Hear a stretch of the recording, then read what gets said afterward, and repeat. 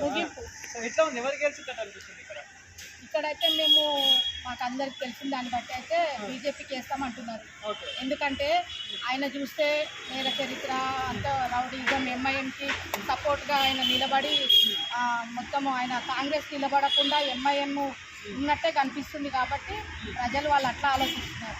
TRS గురించి అంటే మేము ఎన్ని రోజులు లోపల ఉన్నామే, ఏదో పరిస్థితుల కారణంగా పార్టీ వాళ్ళు సింపతి అని ఇచ్చిర్రు. ఆయన ఉన్నప్పుడే ఏం డెవలప్మెంట్ కాలేదు.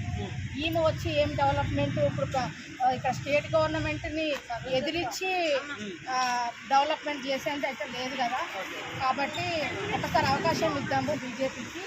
ఎందుకంటే ఆయన ఇక్కడ ఇంతకుముందు కూడా పోటీ చేసిండు, ఎటువంటి రిమార్క్స్ ఏం లేవు, ప్రజలతోనే ఉన్నాడు, ఇక్కడే ఉన్నాడు. కాబట్టి ఒకసారి అవకాశం ఇస్తే బాగుంటుంది. హిందువులకు ఏమైనా రక్షణ వస్తుందేమో అని. గెలిస్తే ఎట్లా అంటే వ్యక్తిపరంగా తీసుకున్న కూడా పనులు చేయగలుగుతారా?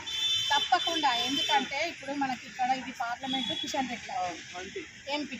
కాబట్టి ఈ స్టేట్ గవర్నమెంట్తో ఆయనకు పని లేదు. ఆయన ఏ నిధులైనా కేంద్రం నుంచి నిధులు తీసుకొచ్చి ఇక్కడ తప్పకుండా ఆయన ఈ నియోజకవర్గాన్ని డెవలప్ చేసుకుంటే మళ్ళీ వచ్చేసరికి ఉన్న మిగతా 6 అసెంబ్లీలకు కూడా ఇది ఒక ఎగ్జాంపుల్గా ఉంటుంది కదా. కాబట్టి కాంగ్రెస్ ప్రభుత్వం అయితే అధికారంలో మరి ఏంటి వీళ్ళు చాలా గ్యారెంటీలు కావచ్చు, వీళ్ళు పథకాలు ఇప్పుడు 2 ఏళ్ళు అయితే ఉంది, ఏమైనా అమలు అవుతున్నాయో ఏమవుతున్నాయో మీకే తెలియాలి. ఎందుకంటే ఒక బస్సు తప్ప మిగతాది ఏది కూడా అమలు కాలేదని వాళ్ళకు కూడా తెలుసు, ప్రజలకు కూడా తెలుసు. చెప్పిన హామీలన్నీ కూడా ఏమంటే ఎలక్షన్ కోసం అనేసి సాధ్యం కానీ వాగ్దానాలు చేయడం చాలా పొరపాటు. ప్రజలను మోసం చేయదు. మేము ఎప్పుడు కూడా ఇట్లా బీజేపీ పార్టీ ఎట్లా చేస్తామంటే వాగ్దానాలు అన్నీ చేసేయచ్చు, ఎంతవరకు సాధ్యమవుతుందో అంతే చెప్తాం. మేము బీజేపీ ఉందనుకోండి, వాళ్ళు చెప్పొచ్చు మీరు 4000 చేస్తా అన్నారు, మేము 8000 ఇస్తాము పెన్షన్ అనొచ్చు. మీరు 2500 ఇస్తా అన్నారు, మేము 5000 ఇస్తా అనొచ్చు. అది సాధ్యం కాదు. మన బడ్జెట్ ఎంత, మన తెలంగాణ పరిస్థితి ఏంటి, మన ఇక్కడ అసెంబ్లీకి ఏమొస్తాయి, అన్నీ చూసుకొని మనము వాగ్దానాలు చేస్తే బాగుంటుంది. ఆ సాధ్యం కానీ అన్నీ చేసేసి ఇంతకుముందు టీఆర్ఎస్ గవర్నమెంట్ అప్పులపాలు చేసింది ఉంది కదా మనకి.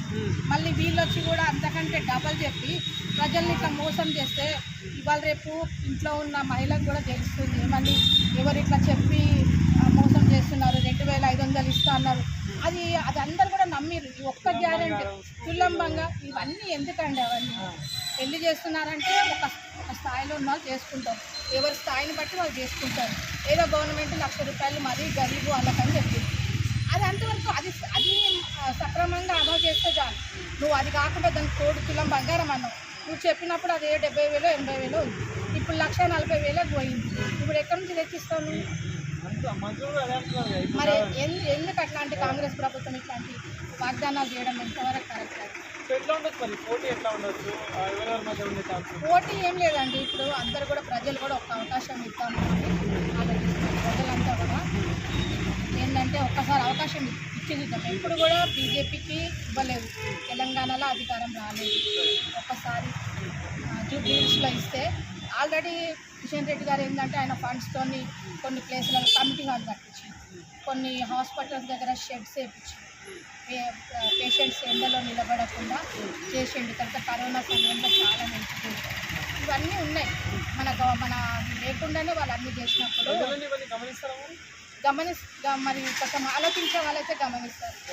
ఈ కొంచెం ఆలోచన లేకుండా ఏదో ఈ రోజుకి ఏమి ఇస్తారో అని చూసి వేసుకుంటే మాత్రం ఇక వాళ్ళకి రేపు అనుభవిస్తారు. ఇప్పుడు ఎంఐఎంతో వాళ్ళకి ఎంత ఆడపిల్లలకి ఎంత టెన్షన్ ఉంటుంది. వాళ్ళ ఇల్లు కూడా వాళ్ళ ఇళ్ళల్లో ఉంటారో ఉండరో కూడా తెలియని పరిస్థితి వస్తుంది. గన్ కల్చర్ వచ్చేస్తారు. కాంగ్రెస్ చేస్తే గన్ కల్చర్ వస్తుంది, టీఆర్ఎస్ చేస్తే ఏం. కాబట్టి బీజేపీ అయితే కొంచెం హిందువులకు రక్షణగా ఉంటుంది.